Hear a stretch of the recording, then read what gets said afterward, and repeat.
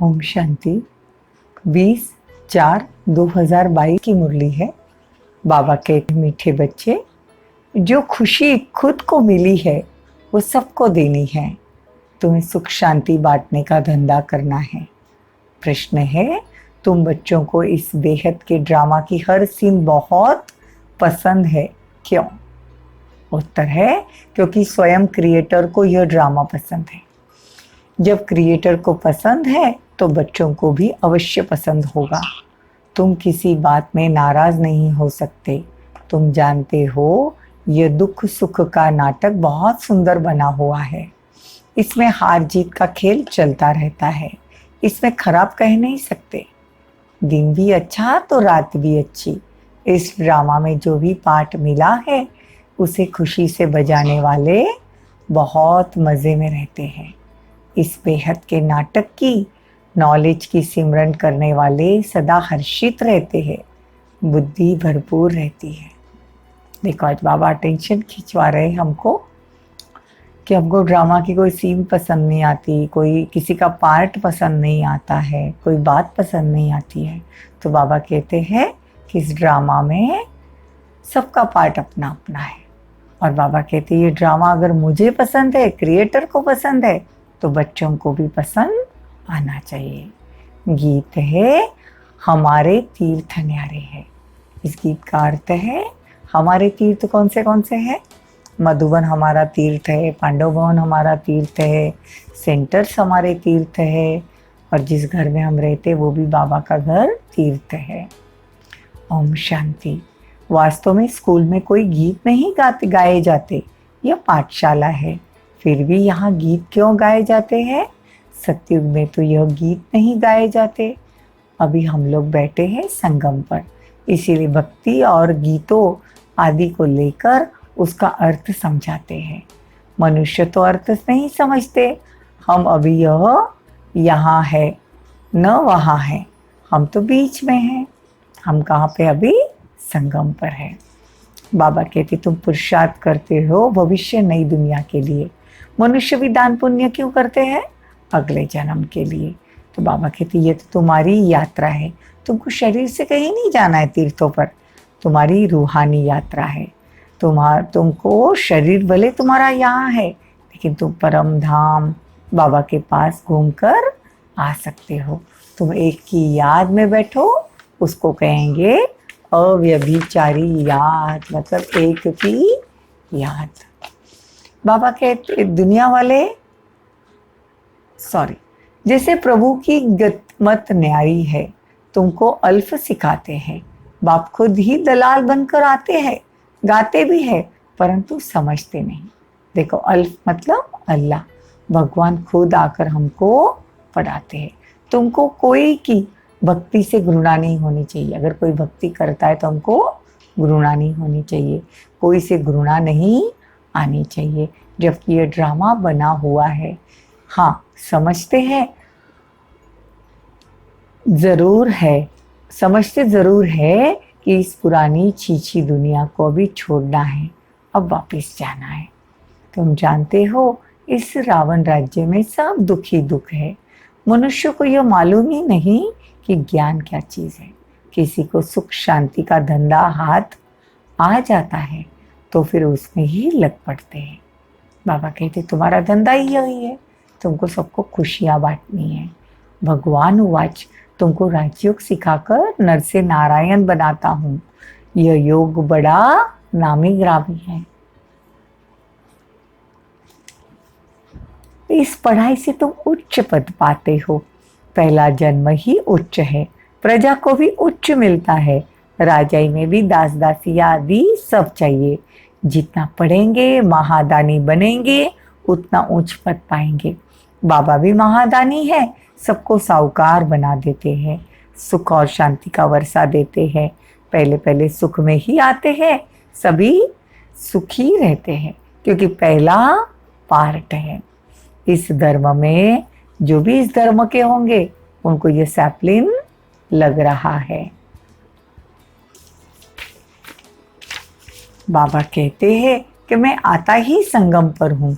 लक्ष्मी नारायण ने जरूर अगले जन्म में मतलब संगम पर यह राज्य पाया होगा। लक्ष्मी नारायण का यह अंतिम जन्म है। लक्ष्मी नारायण को भी राज्य देने वाला तो कोई तो होगा ना, तो भगवान ने दिया था। इस समय बिल्कुल ही बेघर हो गए हैं। अभी बाबा हमको प्रिंस बनाने आए हैं, जो क्रिएटर के बच्चों को पसंद होगा, परंतु घृणा किसी से नहीं करनी है। ये तो समझते हैं कि भक्ति का भी ड्रामा में पार्ट है। ड्रामा सारा अच्छा है, बुरा ड्रामा क्यों कहेंगे? ड्रामा का राज बहुत बुद्धि में रहना चाहिए, जो तुमको समझाते हैं। अब अभी भक्ति मार्ग का पार्ट पूरा होता है। बाप कहते ये सब असुरी संप्रदाय है,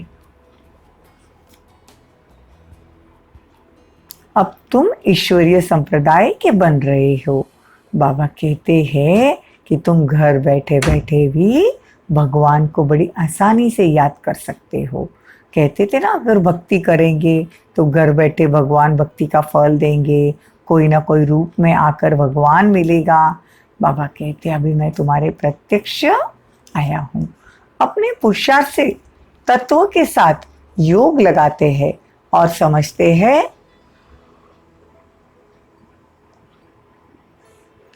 हम लीन हो जाएंगे।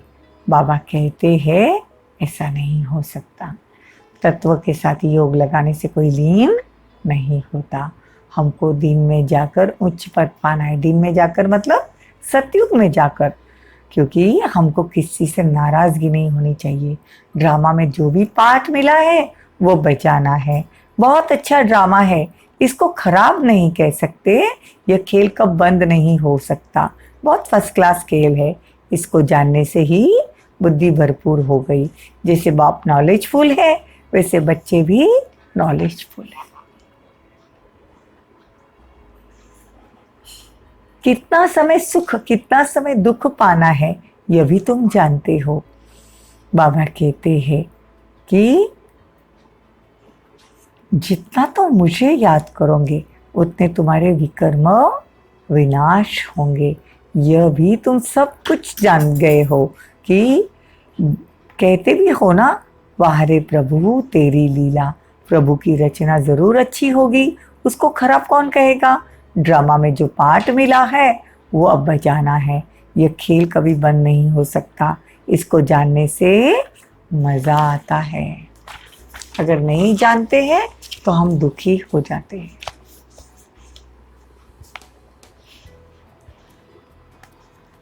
भक्ति में कितने सुंदर गीत गाते थे।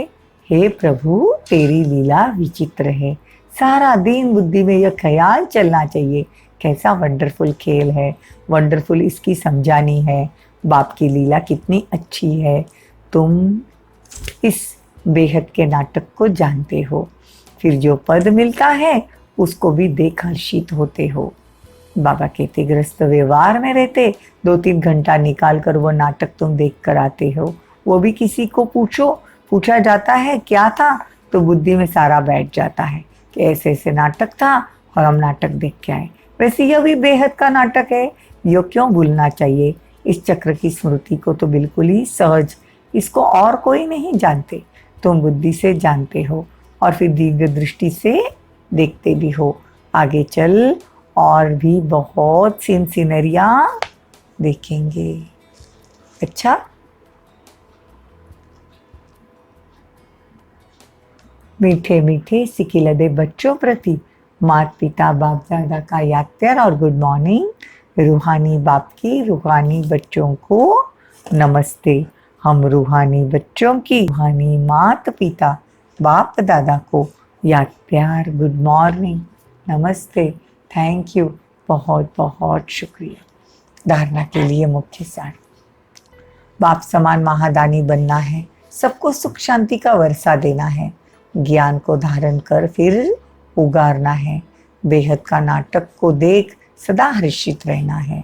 प्रभु की लीला और यह ड्रामा कितना विचित्र है, इसका सिमरन कर मजे में रहना है। वरदान, पुरुषार्थ के साथ योग के प्रयोग की विधि द्वारा वृत्तियों को परिवर्तन करने वाले सदा विजयी भव। पुरुषार्थ के साथ साथ योग का प्रयोग भी कर वृत्तियों को परिवर्तन करने वाले सदा विजयी भव। पुरुषार्थ धरनी बनाता है, वो भी जरूरी है, लेकिन पुरुषार्थ के साथ योग के प्रयोग भी सबकी वृत्तियों को परिवर्तन कर सकते हैं। तो जितना परिवर्तन करो तो सफलता समीप दिखाई देगी। दृढ़ निश्चय और योग के प्रयोग द्वारा किसी की भी बुद्धि को परिवर्तन कर सकते हो। सेवाओं में जब भी कोई हलचल हुई तो उसमें विजयी योग के प्रयोग से मिलती है।